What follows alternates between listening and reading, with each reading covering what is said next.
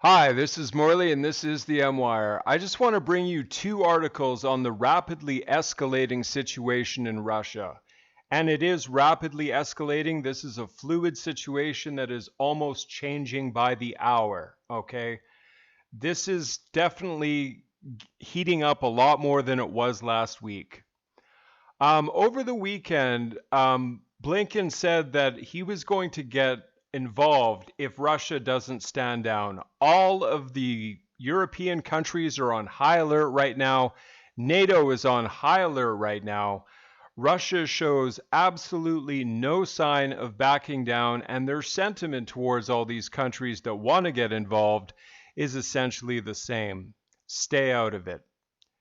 So there's been previous reports that the US has sent 2 warships to the Black Sea. I'm not sure what this is going to do. I mean, there's 45 Russian warships in the Black Sea. So I've just got a couple of articles here that I want to go through. I mean, there's so much coming out on this. Every time I wanted to do an article, another article comes out, but I'm going to cover 2 of them here. I'm going to get right to it right now. So Ukraine urges Russia to pull back troops as US warns of consequences. Tensions between the 2 neighbors are at the highest since the end of large-scale fighting in the conflict that began as President Putin annexed Crimea in 2014. Ukraine urged Russia to pull back troops from its border as Secretary of State Anthony Blinken warned US would impose costs on any Kremlin aggression. He didn't exactly say what that was. He didn't say if it's sanctions. I mean, although that word has quite obviously been thrown around. But in all honesty, I actually think that they're more referring to obviously military action. I don't know what they're going to do though, because Russia has so many troops in the area, folks. I've heard reports of 80,000 to 100,000. Like, that is a lot of troops. As well, Russia has moved nuclear-capable missiles to the border. Russia is not playing around here. There is no way there would be this kind of troop movement and this kind of equipment movement unless Russia plans to do something. This is either the biggest fake in history, a very expensive fake, because think of how much money it costs to get all these troops in position, or Russia is planning to make a move very quickly. And if they do, and if NATO gets involved, if the US gets involved, this could spiral wildly out of control very quickly. Tensions between the 2 neighbors are at the highest since the end of large-scale fighting in the conflict that began after President Vladimir Putin annexed Crimea in 2014. The war over the status of the 2 breakaway regions in Ukraine's east has already cost more than 13,000 lives. Wow. The foreign ministry in Kiev told Russia on Monday that to cease what it's called a military rhetoric and disinformation. The Kremlin reiterated that its military movements are a response to the threat of renewed offensive by Ukraine's army, a claim Ukraine denies. With Putin's spokesman Vladimir Peskov talking last week about how the risk of full military action resuming, Ukraine's allies have been rushing to calm nerves and head off potential missteps. The Ukrainian President Vladimir Zelensky visited his opposite number in Turkey, Recep Tayyip Erdogan, who's also a Putin ally, at the weekend. Now, if you just hang on a second, wait till I finish this article. I have a very important update regarding Turkey in the next article. This article's almost done. Just let me finish here. Ukraine wants the West to restrain Russia by hitting it with new sanctions, Blinken told NBC News on Sunday. That's he's in contact with European allies about Russian troop deployments. President Joe Biden has made it clear that if Russia attacks recklessly or aggressively, there will be costs, there will be consequences, Blinken said, without elaborating. So basically Russia's sentiment to everybody who wants to get involved, whether it's NATO, whether it's the US, whether it's Germany, has basically been that of mind your own business, okay? This is between us and the Ukraine, stay out of it. Now I'm going to get into my next article here. Now this article has just come out within the last hour or so. This is very fresh news. Invocation of Article 15 from Kiev, an extraordinary summit NATO. Russia, Ukraine will have a very bad end. Turkey should be careful. So Turkey was, well, before all this got started, we were under the impression that Turkey was an ally of Russia until they decided that they were going to back the Ukraine in this. So Russia has completely turned on Turkey and basically giving them a very stern warning. Let's get into this article. This article, by the way, is from War News 24/7. It's a Greek website, but they have very up-to-date information. They update regularly, so that's why I tend to go here a lot. An unprecedented, savage, and public warning was sent by Russian Foreign Minister Lavrov, who said that Ukraine will have a bad end and directly warned Turkey of its stance. But the most worrying development, which shows the deterioration of the situation, is the extraordinary NATO meeting that will take place tomorrow at the request of the Minister of Foreign Affairs of Ukraine, can't read his name, who is leaving for Brussels in a hurry. The meeting will be attended as expected by U.S. Secretary of State Blinken. Perhaps we are in the top 5 of the conflict so far. Putin has even refused to talk to the president of Ukraine.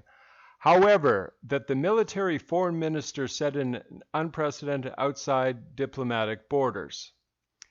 Invocation of Article 15 by Ukraine. According to Ukrainian media, the NATO meeting will take place in the initiative of Ukraine under Article 15 of the Special Cooperation between Ukraine and the alliance. Here's more video of more Russian equipment going into the area. That's been going on for weeks now. NATO members and the Ukrainian foreign minister will discuss Russian aggression and security situation along the Russian-Ukrainian border and the temporarily occupied Crimea, while discussing effective ways to support our territorial integrity and sovereignty. Wow. Incredible. The Ukrainian foreign minister will have a private meeting with NATO Secretary General Stoltenberg.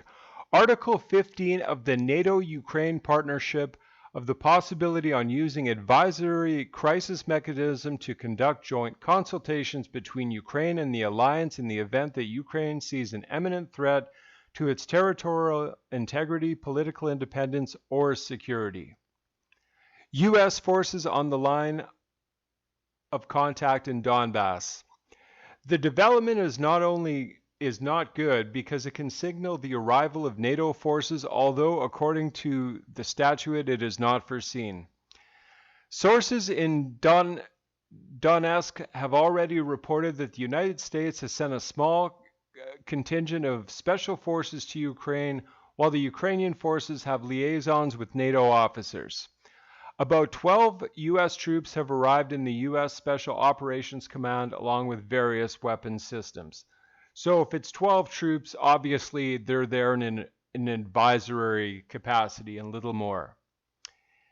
80,000 Russian soldiers on the Ukrainian border. Folks, I want you to stop for a minute and just imagine what 80,000 soldiers looks like. And that's not even counting all the equipment. We're talking like thousands of tanks. We're talking we're talking capable nuclear weapons here on the border, folks. They're not playing at all.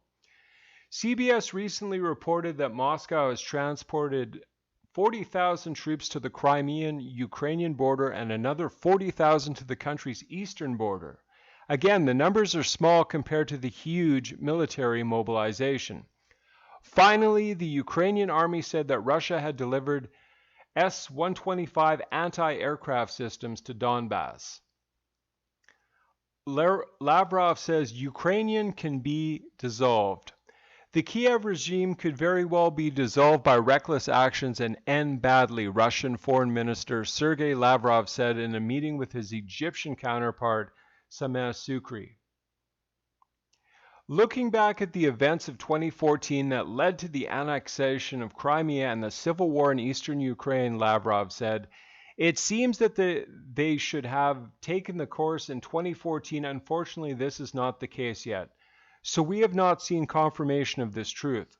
We have learned and hope from all those who encouraged the anti-Russian and Russophobic sentiments in the Ukrainian leadership, who encouraged the absence or desire of both previous and the current Kiev government to fulfill international legal agreements, Security Council, which ratified the Minsk agreements. This could end badly because the pursuit of restoring its rating, the current regime in Kiev, may well be dismantled by its reckless actions. Now, this is the sentiment that Russia has basically told everybody who wants to get involved. Don't even think about it. Angela Merkel, before the weekend, has basically expressed that, she's telling Putin to stand down, and Putin basically has told her to mind her own business. We can move any troops on our territory as we see fit. Sergei Lavrov was also a bulwark against Turkey because of Erdogan's promises to the Ukrainian counterpart Zelensky, one of the additional sale of Turkish fighter jets to Ukraine. We immediately urge all countries that have communication, including Turkey, to analyze the situation and the regime's unrestricted militaristic statements in Kiev. We warn them not to feed these militaristic sentiments. The United States did not escape Lavrov's harsh criticism either. On the occasion of their dissatisfaction and the presence of the Russian army on the border with Ukraine, he reversed the currency and he stressed, they ask what Russia is doing on the border with Ukraine. The answer is very simple. We live there and this is our state.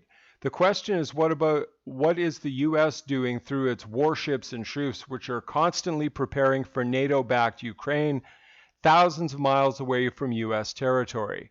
That's the real question which remains unanswered. Folks, this is a very fluid situation. It is changing constantly by the hour. There is a lot of information coming out about this, but not a lot of information on mainstream news sites. Very few, actually. However, some are covering it to a degree.